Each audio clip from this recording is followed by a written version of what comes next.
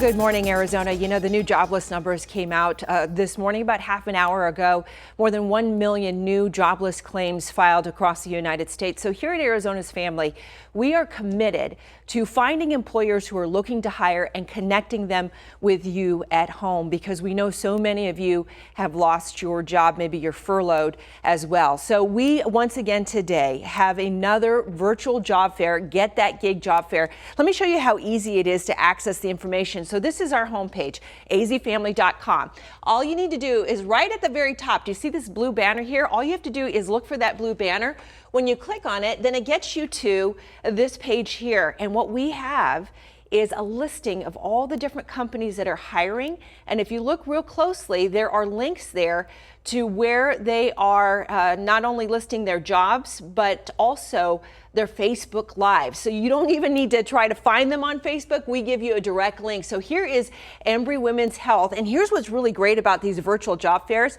You have direct access to the HR people at these different companies. You jump on Facebook, you can ask questions. A lot of times you just submit your resume and then you don't know if you're going to hear back. This is great to be able to get some feedback, get kind of a feel for what these companies are looking for. Here is the Department of Economic Security. You want to help people who have lost their jobs. They're looking for case managers. And then this too, University of Advanced Technology, they are looking for adjunct professors with different specialties, anything from cybersecurity, video game programming, but also too, they're looking for administrative folks that will help in the financial aid department. So when it comes to applying for a job in this environment, we need to talk about resumes because the game is all new. We want to turn to Candace Frazier. She's the Senior Vice President of Operations for TTI Success Insights. Candace, good morning to you.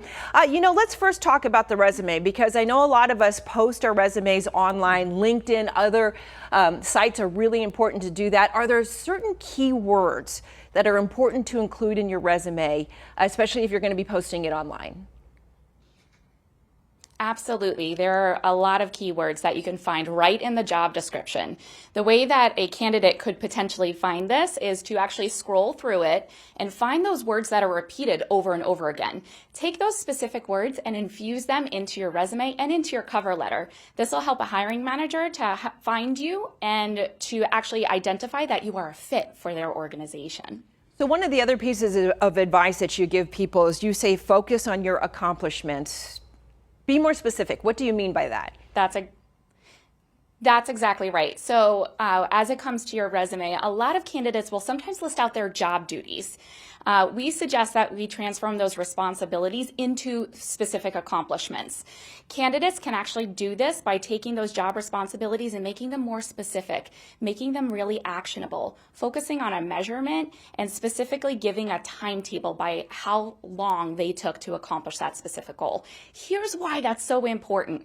Hiring managers want to see candidates that have achieved something in their previous organizations. When they have that achievement and when hiring managers see that achievement, they do believe, and it is found to be true, that those specific candidates will be able to replicate the same thing in the new company. So Candace, that is absolutely something that they can do. But I really want to get to this subject here because, often you've heard that it's easier to get a job when you have a job. Lots of people don't have a job. So how do you work that to your advantage? How do you explain to a potential employer that you've lost your job, that you've been laid off, without that being, a strike against you? Yeah, it's actually not. So a lot of hiring managers today are completely understanding and well aware of the business marketplace that we're operating in. So my recommendation to a candidate would be to not overthink it, to specifically think about what makes them most comfortable. On their resume and in their cover letter, there are two places that I would recommend that they include any kind of indication that they were let go. The first place would be in the cover letter, and the second place could potentially be associated with the date. You could include something like furloughed or released due to COVID-19. But here's the important thing to include, in especially your cover letter, to absolutely include that it wasn't the result necessarily of your performance, but instead it was the result of the budget for the company as a result of the COVID impact that that person was released. That is fantastic advice. And one other thing you tell people is to show that you've had some continued learning, maybe take a class online. Candace Frazier, the Senior Vice President of Operations for TTI Success Insights, thank you so much for the advice. Really appreciate it.